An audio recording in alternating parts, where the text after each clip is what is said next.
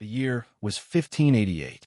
Rain lashed the dense canopy of Germany's Black Forest, turning the forest floor into a slick mire. Under the bruised light of a struggling full moon, Remy was losing himself. The transformation ripped through him, a symphony of agony as muscle tore, bones snapped and reshaped with excruciating slowness. He smelled damp earth, rotting leaves, his own blood from scratches against branches, and then something else. Ancient, cold, utterly still, and sharp with the metallic tang of old bloodlust. It cut through the fog of his pain. From the deep shadows beneath a gnarled, ancient oak, a figure emerged. Pale skin seemed to drink the weak moonlight, dark eyes holding an unnerving stillness that spoke of centuries. Lucian. He moved with a predatory grace that was silent, unervingly smooth over the uneven ground.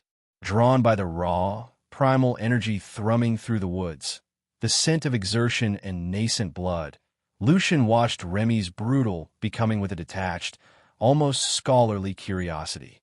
He'd witnessed plagues, wars, the rise and fall of empires, but the sheer visceral violence of the lycanthropic change retained a certain potent allure. Remy, half man, half beast, caught the vampire's scent properly now, cold stone, dry blood, and something indefinably other. A guttural snarl ripped from his throat, less a conscious warning than a primal response to an apex predator. His changing eyes fixed on the still figure. Lucian offered no threat, merely observed, his head tilted slightly. He recognized the power, uncontrolled but immense, a force of nature unlike his own carefully cultivated, deathless existence. A flicker of something, perhaps respect, perhaps just acknowledgement of another monster in the dark, passed through his ancient eyes. Without a word, Lucian inclined his head, a minute, almost imperceptible gesture, and melted back into the dripping shadows as Remy's transformation claimed him fully. No words, just the silent treaty of powerful creatures recognizing each other's domain. Their paths crossed again over 2 centuries later, in Paris, 1793. The city choked on the metallic scent of fear and fresh blood. The reign of terror was at its height. Remy, now more adept at navigating the world as a man, though forever chained to the lunar cycle, moved through the chaotic streets near the Place de la Revolution. He felt a grim irony watching human savagery unfold, a pale imitation of the beast raging periodically within him. Across the square, near the platform where the guillotine cast its long shadow, he saw him. Lucian, immaculate despite the surrounding squalor, observed the grim procession of tumbrils with an unnerving, aristocratic calm. Their eyes met across the frantic, jeering crowd. A jolt of recognition, sharp and immediate, spanning the gulf of years. It wasn't hostile now, but held a strange, shared understanding. Look at them, the glance seemed to say. The mortals rage and destroy, just as we do, only they call it justice.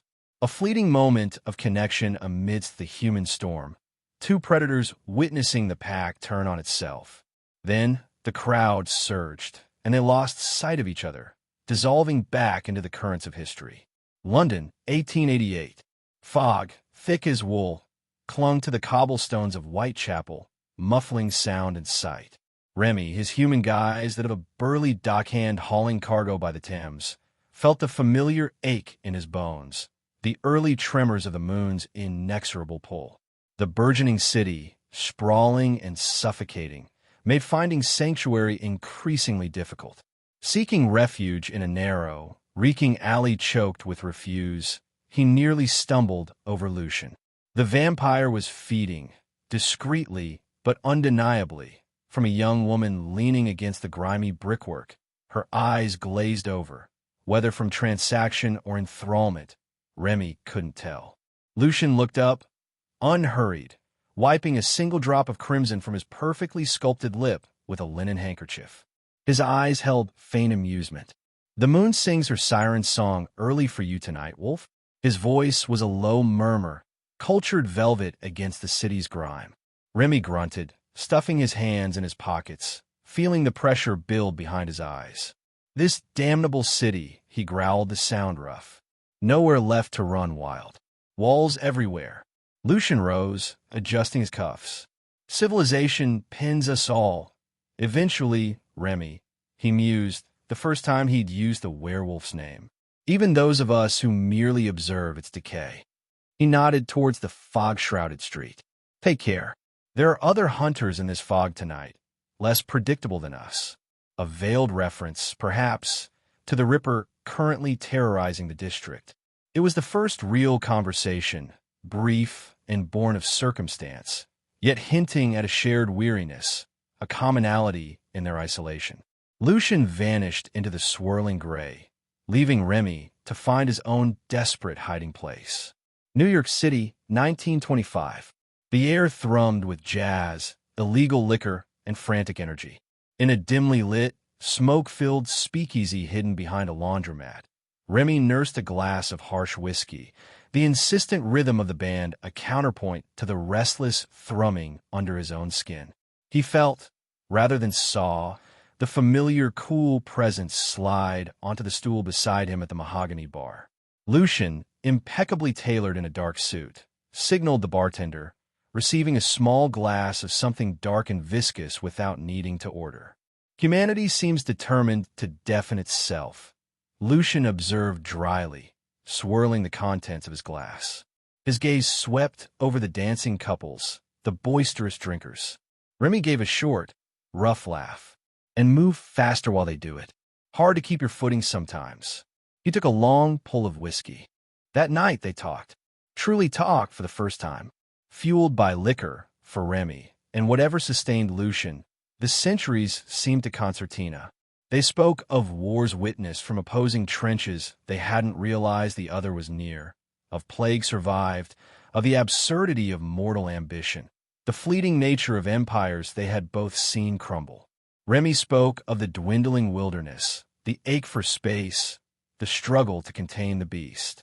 Lucian, surprisingly candid, touched upon the profound ennui of eternity, the weight of accumulated memories, the detachment that threatened to consume him. An unlikely camaraderie sparked in the smoky air, a connection forged not just by shared longevity, but by the shared condition of being fundamentally apart from the world they inhabited. They found a strange comfort in discovering another soul who understood the peculiar burdens of their respective curses. The decades continued their relentless march. They encountered each other in Berlin, 1952, amidst the rubble and tension of the Cold War. Remy was navigating the scarred city, the scent of lingering conflict sharp in his nostrils, when he saw Lucian standing near the skeletal remains of the Brandenburg Gate, a solitary figure observing the divided city. A silent warning passed between them, a subtle gesture indicating an unexpected patrol, a shared glance acknowledging the new human dangers of checkpoints and suspicion. It was a small thing, but it shifted their dynamic from recurring anomaly to something resembling deliberate alliance. Trust, slow-growing over centuries, put down fragile roots.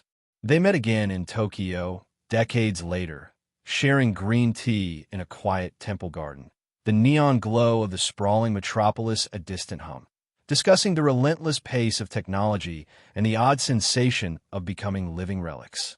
It culminated on a crisp night in the early 21st century, atop a skyscraper overlooking a glittering, indifferent city.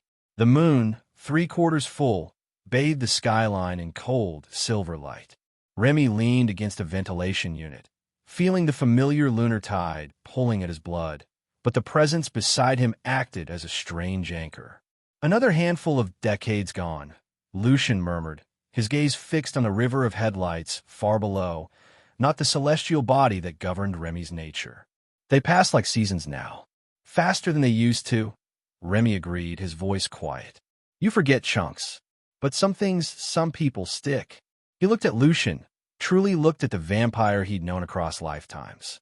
Lucian turned, meeting his gaze. The usual cool detachment in his ancient eyes was softened, replaced by something raw, something Remy hadn't seen in all their encounters. A profound, echoing loneliness laced with a nascent warmth directed solely at him. Your presence, Remy, Lucian said, his voice barely above a whisper, yet carrying immense weight. It marks the time. It makes the centuries bearable, knowing you're also walking through them. Centuries of wary observation, shared moments in turbulent times, quiet conversations against the backdrop of human history. It all led to this quiet rooftop. The shared burden of their immortality and cyclical curse. The profound understanding of being the only constant in each other's unnaturally long lives. It wasn't just camaraderie anymore, forged in the crucible of time and otherness. It was deeper, rarer, something that defied their monstrous natures. Hesitantly, driven by an impulse that felt both terrifying and inevitable, Remy reached out. His calloused, human hand brushed against Lucian's cool, unnaturally still one resting on the parapet. There was a fractional pause, a silent question hanging in the night air. Lucian didn't pull away. Instead, after a moment that stretched thin as eternity, his fingers deliberately, carefully interlaced with Remy's. The contact was electric, a bridge across species, across centuries, across the chasm of their different darknesses. No grand declarations were needed, no passionate speeches. The werewolf and the vampire stood silently, hand in hand, watching the city breathe below. The beast within Remy settled into a watchful quietude, and the ancient coldness in Lucian seemed to recede, warmed by a connection he never thought possible. The future still stretched, vast and uncertain, but for the first time in centuries, neither of them had to face it entirely alone.